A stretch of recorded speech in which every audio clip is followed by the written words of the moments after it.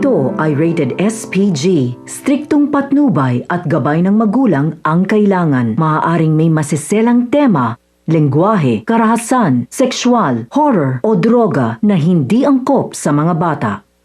With clear and convincing evidence that ABS-CBN did not comply with the terms and conditions of its franchise, as well as our laws and the Constitution.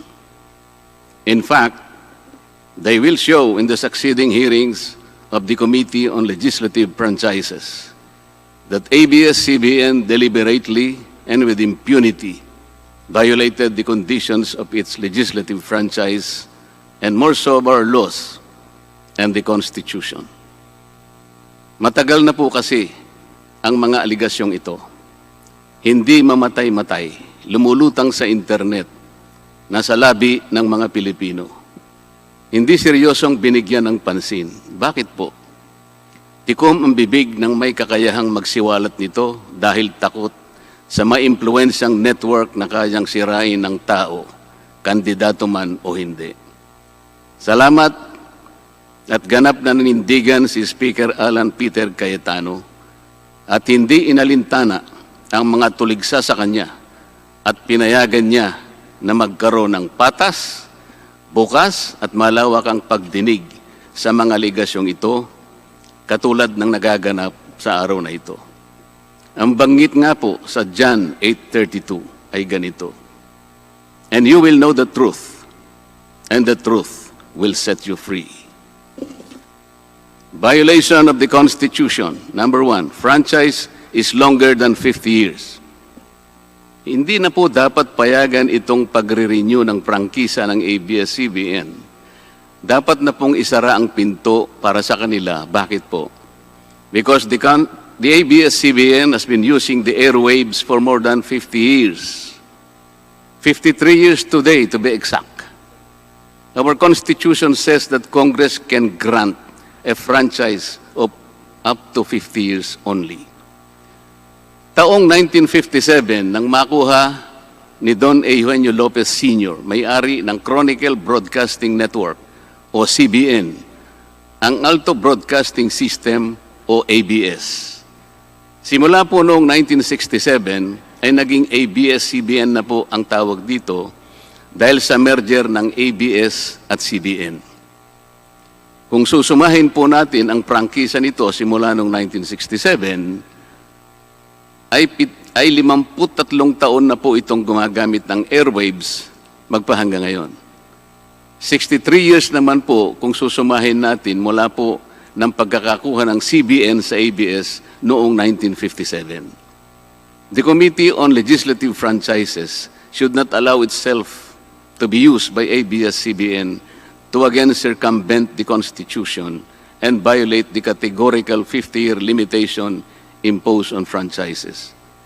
Hindi na po dapat buhayin muli ng Kongreso ang prangkisa ng ABS-CBN sapagkat ayon po sa ating saligang batas, ang buhay ng prangkisa ay hindi dapat lumampas ng 50 taon. EDSA Revolution. Siguro po may mga ngatwiran at sasabihin ng ganito, isinara naman ng martial law ang ABS-CBN. Di po ba? Dapat huwag bilangin ang panahon na yon. Tanggapin po natin sandali na isinara nga ang ABS-CBN simula Setyembre 23, 1972, pagkatapos na ideklara ang martial law. Pero hindi po ba nagbukas din ito agad matapos na ito ay mabawing muli ng pamilya Lopez noong EDSA Revolution? Hindi ba't kulang-kulang 13 taon din po ang namagitan na panahon? So let's assume that we subtract 13 years from the 63 years that ABS-CBN has been in operation starting 1957 when CBN acquired ABS. Hindi ba't 50 taon din po ang magiging resulta? Ibig pong sabihin, tapos na at paso na pa rin ang prangkisa ng ABS-CBN with or without martial law. Hindi ba't sobra-sobra pa rin ito at lalabag pa rin sa ating saligang batas? Naging palasak nga noong panahon ng martial law ang kantsaw na tama na, sobra na. Subalit ang mahalagang tanong po ng taong bayan na hindi pa nasasagot magpahanggang ngayon ay kung paano biglang nabawi ng mga Lopez ang ABS-CBN mula sa pag-aari ng gobyerno pagkatapos maitalaga ang Cory administration. Sinulatan po noon ni dating Senador Lorenzo Tanyada ang Presidential Commission on Good Government na isoli na sa mga Lopez ang ABS-CBN kahit may arbitration pang nagaganap sa pagitan ng pamahalaan at ABS-CBN. Na i-turn over po agad ang istasyon ng ABS-CBN sa mga Lopez sa kabila ng wala pang pagtukoy sa tunay na pagmeme-ari nito ayon sa kautusan sa Board of Administrators na binuo sa Letter of Instruction number 1 ni Pangulong Cory Aquino. Sa ngayon po ay wala man lang mailabas na papeles tungkol dito ang PCGG. Nagbayad po ba ang ABS-CBN sa Administrasyong Cory Aquino? Nag-public bidding po ba? Bakit tila ura-urada at habang magulo pa ang lahat dahil katatapos lang ng EDSA Revolution, ay biglang napasakamay na muli ng mga Lopez ang ABS-CBN? Nakabatay po ba ito sa batas? Hindi po ba dapat sagutin ng ABS-CBN ang mga tanong na ito upang mapanagot po ang dapat na managot kung meron man? Foreign ownership. Puntahan naman po natin ang muling pagbubukas ng ABS-CBN noong 1986. Pati po kasi noong panahon yun ay may paglabag na rin sa ating saligang batas. Ano po kaya yun? Dahil Amerikano at hindi Pilipino ang may-ari at namahala sa ABS-CBN na mariing ipinagbabawal ng saligang batas. Congress should deny the franchise application of ABS-CBN for its clear violation of the Constitution, requiring 100% Filipino ownership and management of mass media companies. ABS-CBN's former president, Mr. Eugenio Gaby Lopez III, was an American citizen when he took the helm of the company in 1986 as director, then president, and then chairman in the later years. It was only in 2000 that he petitioned for recognition of Filipino citizenship and was issued a certificate of recognition as a Filipino citizen in 2002. At kahit sabihin po nating wala na ngayon sa management ng ABS-CBN si Ginoong Gaby Lopez, nagpatuloy pa rin ba sa paglabag sa saligang batas ang ABS-CBN? Opo. Dahil magpahanggang ngayon ay nagbebenta pa po sila sa mga banyaga, mga hindi Pilipino, ng pag-aari o ownership rights ng ABS-CBN. Through an intricate web of corporate layering, ABS-CBN lets non-Filipinos to own its common shares through the issuance of Philippine Depositary Receipts o PDRs. In September 1999, the ABS-CBN Holdings Corporation offered 132 million Philippine Depositary Receipts underlying the 132 million common shares of ABS-CBN. Immediately prior to the closing of the PDR's offering, Lopez Incorporated, the main stockholder of ABS-CBN Corporation, transferred 132 million ABS-CBN shares to ABS-CBN Holding Corporation, its alter ego. With the many rights afforded to the holders of these PDRs, most of whom, if not all, are foreigners, ABS-CBN Corporation virtually allowed these foreign holders beneficial ownership and potential voting rights. This is a circumvention of the strict foreign equity restriction imposed by the Constitution on mass media companies. Quite obviously, the ABS-CBN PDR instrument, a creative financial mechanism, is being used as a subterfuge to indirectly own the underlying ABS-CBN shares of stock. Violation of workers' rights under the Constitution. ABS-CBN violated the rights of its own workers. It denied them their just share in production as required by the Constitution. It committed unfair labor practices, which consequently denied its employees the benefits required by law to be provided to all employees. Isang halimbawa po dito ay ang asunto na isinampa ng halos 100 o mahigit sa 100 manggagawa ng ABS-CBN sa National Labor Relations Commission o NLRC dahil sa pagtanggal sa kanila dahil sila raw ay mga talents lamang at hindi mga regular na empleyado. Nanalo po ang mga manggagawa sa NLRC at maging sa Court of Appeals. Bakit hindi na lang nila sinunod ang hatol at umapila pa ang ABS-CBN sa Korte Suprema? Ito ba yung sinasabi po kanina sa opening salvo na ang pagmamahal sa kanilang kapamilya ay ganun na lamang? Mali naman po yata na sabihin ng ABS-CBN na lampas sa 11,000 ang mga empleyado nito dahil kung ito po ay masusi nating iimbestigahan, may 2,661 at isa lamang. 2,661 ang mga regular na empleyado nito. Ang karamihan po o mahigit na 8,500 na kawani ng ABS-CBN ay tinagurian nilang independent contractors or talents, project workers at contractuals lamang kahit na pang-regular na empleyo ang trabaho nila. Ayon po sa ating labor code, kapag pang-regular ang tungkulin ng isang manggagawa, dapat siyang gawing regular employee. Hindi dapat contractual. Hindi dapat independent contractor, talent, o kaya'y project worker lang. Malinaw na labag sa batas ang ginagawa ng ABS-CBN.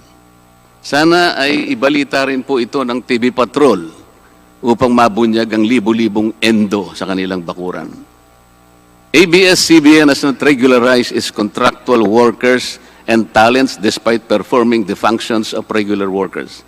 It even forced some of its workers to sign employment contracts containing waiver of the right to regularization.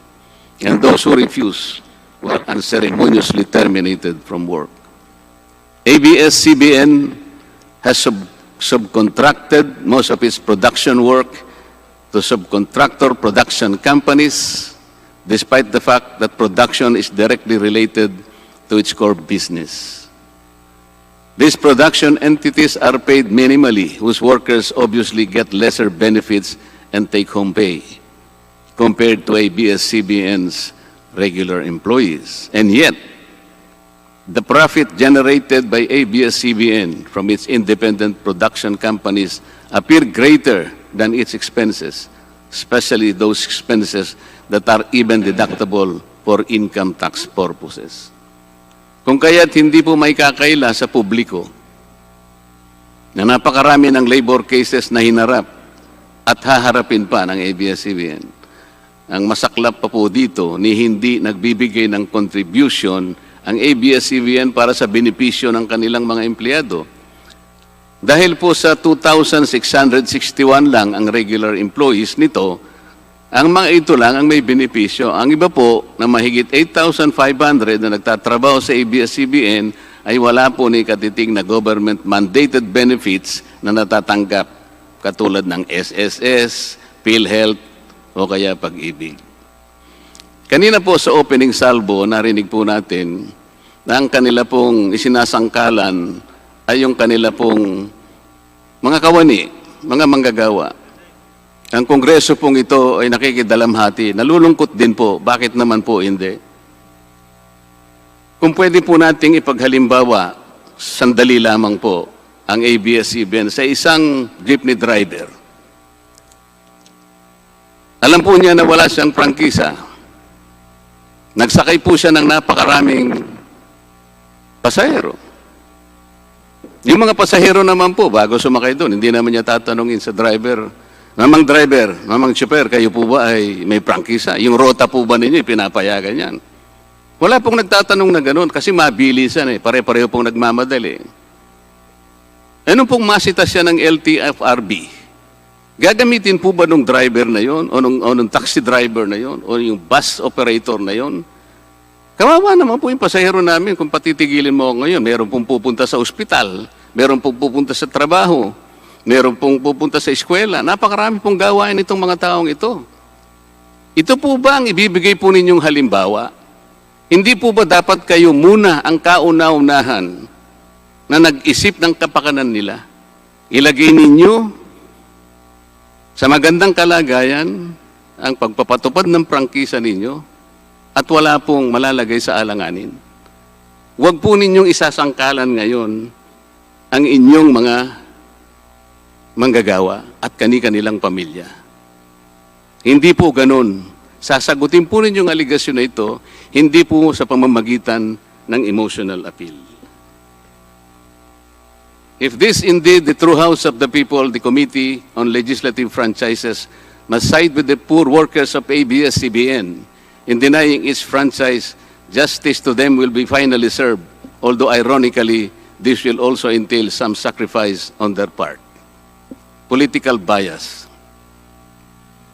ABS-CBN has been biased and partisan in favor of particular candidates and against certain candidates during the 2010 and 2016 presidential elections, contrary to the terms of its franchise and in violation of the Omnibus Election Code.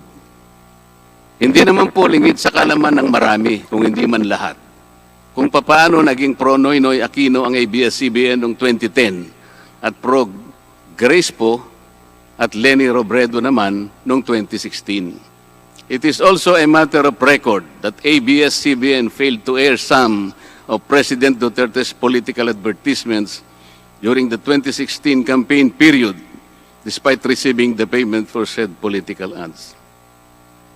Ang masakit po dito, kung hindi pa sila pinigilan ng korte sa pamamagitan ng isang TRO, ay nakahanda na palang ipalabas ng ABS-CBN sa bisperas mismo ng pagtatapos ng campaign period ng 2016 presidential elections. Ang mga anti-Duterte advertisements na binayaran ng isang dating senador, sinadya ang timing para hindi bigyan ng pagkakataong makasagot pa si Mayor Duterte na noon ay kandidato bilang presidente.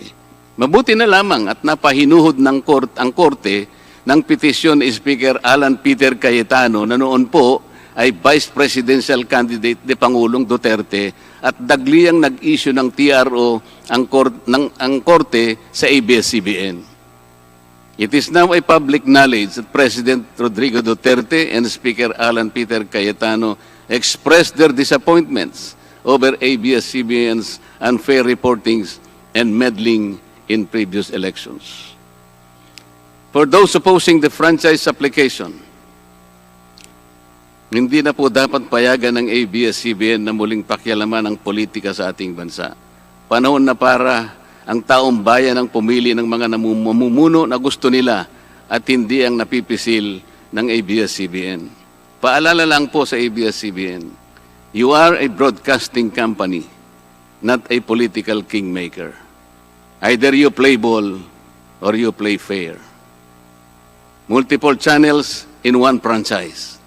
Mga kababayan, inabuso po ng ABS-CBN ang kanilang prangkisa. Sa hindi nila may paliwanag na dahilan o maaari namang sinadya na gamitin ang kanyang prangkisa para sa isang channel lamang, pero gumamit pa ng ibang prangkisa ng telekomunikasyon na hindi naman pang broadcast upang mas kumita at makapagbenta sa pamamagitan ng maraming channels. ABS-CBN violated the terms and conditions of its franchise by offering its TV Plus boxes for a one-time fee but using the free-to-air signal authorized in the franchise granted by Congress at no cost to ABS-CBN. Tubong lugaw, ika nga.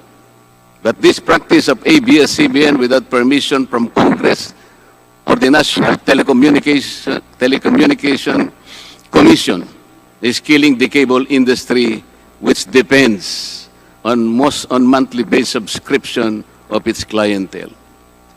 At bukod po sa pagbebenta ng TV Plus box sa publiko, sa Kapamilya Box Office Channel na nakapaloob dito, ay nagawa pang maningil ang ABS-CBN sa bawat pelikulang gustong mapanood ng publiko sa KBO Channel. Ibinenta na nga ang TV Plus box, ibinenta pa rin ang mga palabas na pwedeng mapanood sa TV Plus box. Dobleng tubong lugaw na po ito. Hindi po saklaw ang mga ito sa prangkisa na ipinagkaloob ng Kongreso sa ABS-CBN.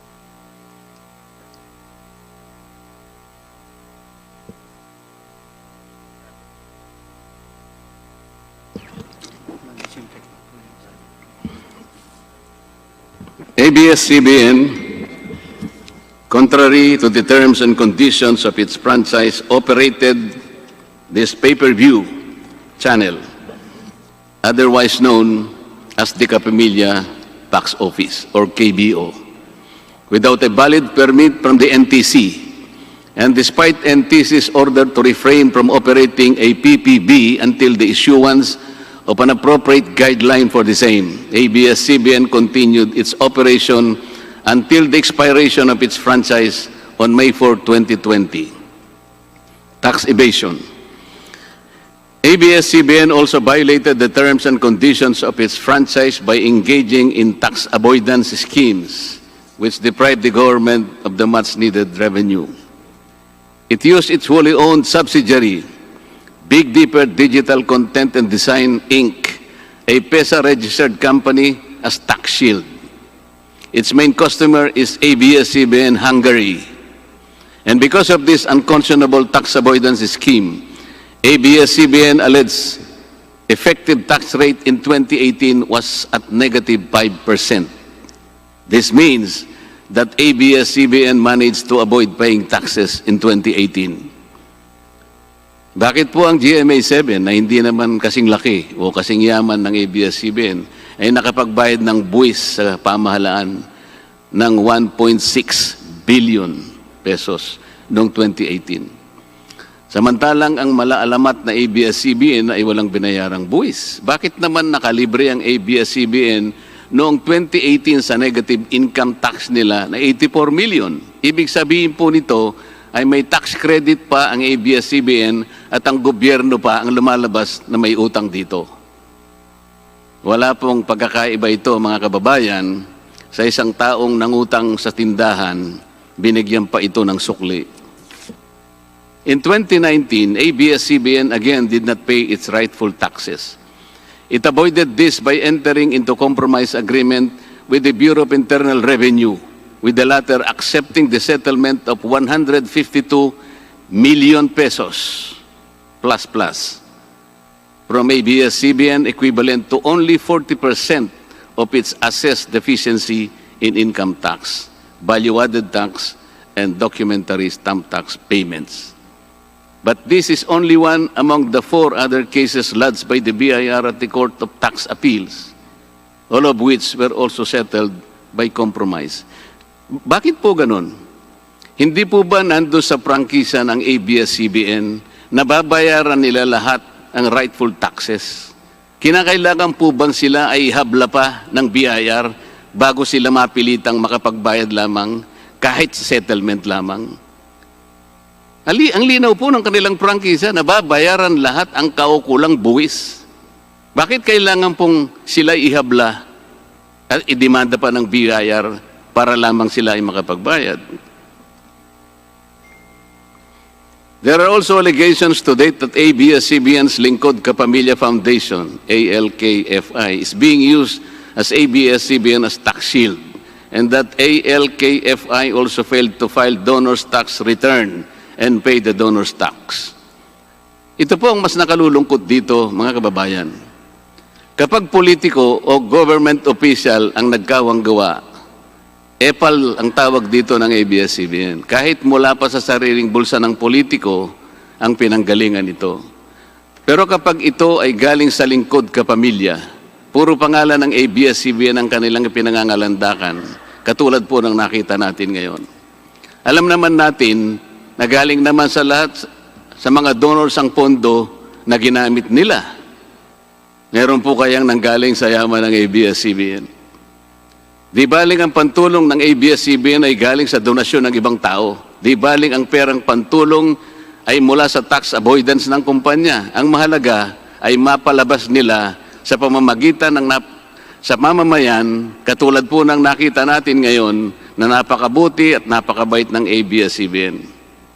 Kami po ay naniniwala na unti-unti na pong nabubuksan ang katotohanan sa ating mga mamamayan. Hindi po ba mas maganda at katanggap-tanggap na tumulong sa kapwa ng walang nalalabag na batas at buong sikap pang nasusunod ang prangkisa? Dahil po ba kayo ay nakapagdudulot ng saya, ng aliw sa ating mga mamamayan? Dahil po ba kayo ay nakapagbibigay ng inspirasyon, ng pag-asa, ng katatagan ng loob na kagaya po sa opening salvo kanina ng representative ng ABS-CBN? Hindi na po ba natin susundin o tutuparin, isasaalang-alang ang ating mga batas, ang ating saligang batas, o kaya ang prangkisa ninyo? Makakapagpasaya naman po tayo. Makakapag-inspire po tayo nang hindi po tayo lumalabag sa batas. The House of Representatives should endeavor not to grant the franchise application of ABS-CBN because it has deliberately floated the Constitution and other related laws. Even the terms and conditions of its previous franchise to suit its own business and political interest, but to the prejudice of the greater good. The grant of a legislative franchise is merely a privilege and not a matter of right. Congress has the exclusive constitutional authority to award